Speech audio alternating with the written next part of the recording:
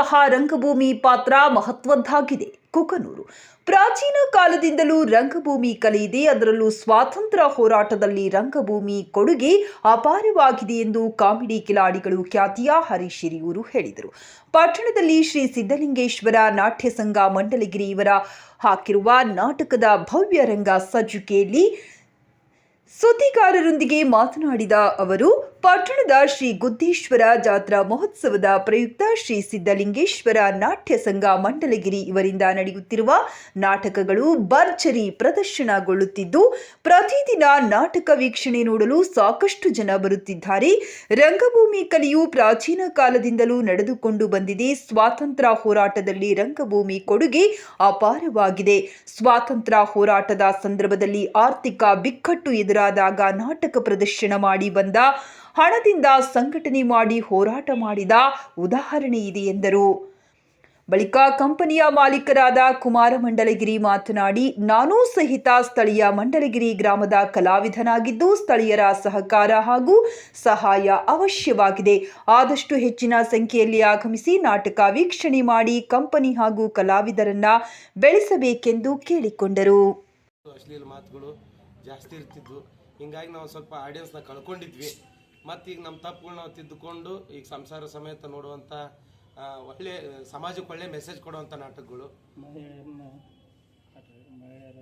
ಮಹಿಳೆಯರು ಅದೇ ಈಗ ಇತ್ತಿತ್ಲಾಗ ಮತ್ತೆ ಅವಾಗ ಒಂದು ಸ್ವಲ್ಪ ದಿನ ಫ್ಯಾಮಿಲಿ ಆಡಿಯನ್ಸ್ ಕಟ್ ಆಗಿತ್ತು ರೀ. ಸ್ವಲ್ಪ ಹೈ ಹುಯ್ ಅನ್ನೋ ಮಂದಿ ಹೆಣ್ಣಿ ಮಂದಿ ಬರ್ತಿತ್ತು.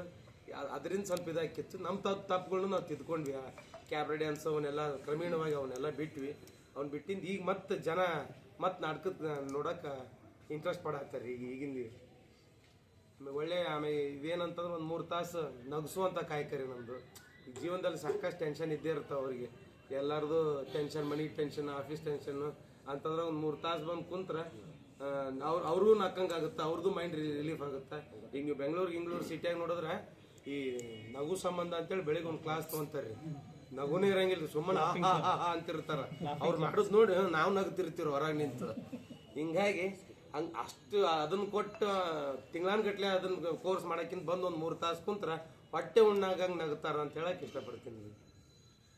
ಈ ನಾಟಕ ಇಲ್ಲಿ ಆಡಂತವು ಯಾವ್ಯಾವ ಸರ್? ಈಗ ಸದ್ಯ ಈಗ ಕಟ್ಕೊಂಡ್ಯಾಕ ಶಟ್ಕೊಂಡ್ಯಾಕ ಅಂತೇಳಿ ಆಡಕತ್ತೀವಿ ರೀ. ಆಮೇಲೆ ಹಗರಿಲ್ಲ ಹನುಮವ್ವ ಒಂದು ಹಗರಿಲ್ಲ ಹನುಮವ್ವ